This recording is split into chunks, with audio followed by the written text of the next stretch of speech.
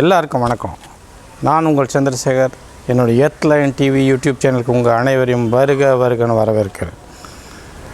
தண்ணீரால் நாம் நினச்சதை சாதிக்க முடியுமா? ஆமாம், தண்ணீரால் நாம் நினச்சது எப்படி சாதிக்க முடியும்?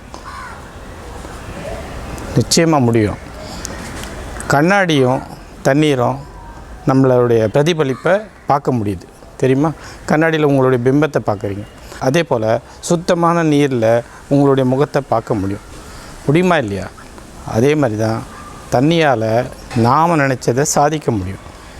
எப்படின்னு நீங்கள் இந்த சின்ன ட்ரிக்கை நான் உங்களுக்கு சொல்லிக் கொடுக்குறேன். இதை ஃபாலோ பண்ணி நீங்களும் ஒரு சாதனையாளராக ஆகலாம். ஓகேயா? தண்ணீரை பற்றி நீங்கள் என்ன நினைக்கிறீங்க? அது ரொம்ப சாதாரணமானதுன்ட்டு. ஆனால் சில நாட்களுக்கு முன்னாடி இந்த வெள்ளம் நம்முடைய தமிழ்நாட்டை சூழ்ந்தது ஞாபகம் இருக்கும் உங்களுக்குன்னு நினைக்கிறேன். எத்தனை பேர் வீடு இழந்தாங்க, எத்தனை பேர் வேலைகளை இழந்தாங்க தெரிஞ்சிருக்கோம் உங்களுக்கு. அதனால் தண்ணீரை சாதாரணமாக நினைக்காதீங்க. தண்ணீரை நாம் குடத்தில் போட்டால் குடம் மாதிரி சைஸில் மாறிடுது. பக்கெட்டில் போட்டால் பக்கெட் சைஸுக்கு மாறுது. நீங்கள் பாட்டிலில் போட்டிங்கன்னா பாட்டில் சைஸுக்கு மாறுது.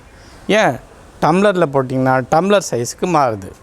தண்ணீருடைய தன்மையே இதுதான் ஸ்பெஷாலிட்டி தண்ணீர். ஸோ இந்த தண்ணீரை வச்சு நாம் எப்படி ஜெயிக்கலாம் அப்படின்றது நான் உங்களுக்கு சொல்லிக் கொடுக்குறேன். அதாவது ஒரு டம்ளர் தண்ணியோ இல்லைன்னா ஒரு பாட்டில் வாட்டரோ கையில் எடுத்துட்டு நீங்கள் கோபமாக நினச்சிட்டு அந்த தண்ணியை குடிச்சிங்கன்னா உங்களுடைய கோபம் அதிகமாகும், குறையாது. அதே போல் நீங்கள் மகிழ்ச்சியோடு அந்த தண்ணீரை குடிச்சிங்கன்னா உங்களுக்கு மகிழ்ச்சி அதிகமாகும். இப்போது ஜெயிக்கிறது எப்படின்றதும் அதையும் சொல்லித்தரேன். நீங்கள் சாதனையாளர் ஆகிறது எப்படின்னா, தண்ணியை கையில் எடுத்துகிட்டு உங்கள் மனசில் நான் ஜெயிக்கணும், நான் ஒரு சாதனையாளர் ஆகணும் அப்படின்னு நினச்சிக்கிட்டே நீங்கள் அந்த தண்ணீரை குடிக்கணும்.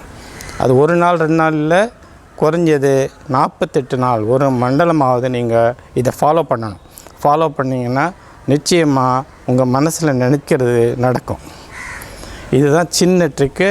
இதையும் நீங்கள் யூஸ் பண்ணி நீங்களும் ஒரு சாதனையாளராக ஆகுங்க. ஓகே?